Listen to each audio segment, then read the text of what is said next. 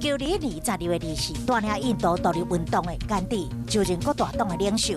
当时甘地为印度摆脱英国殖民统治，用绝食抗议英国政府对印度压迫，争取上底层民众的基本权利。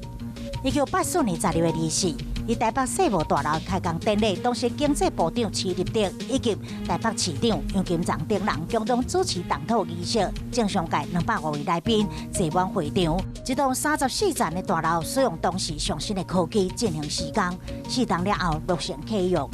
2003年12月24日，美国农业部宣布，华盛顿州有2份牛肉检体拢有检测出狂牛病。同款牛肉检体做伙送到英国实验室检测，嘛拢有测出阳性反应。这是头一次证实美国本土出现狂牛症。随后，包括台湾、日本的国家，拢宣布禁止美国牛肉进口。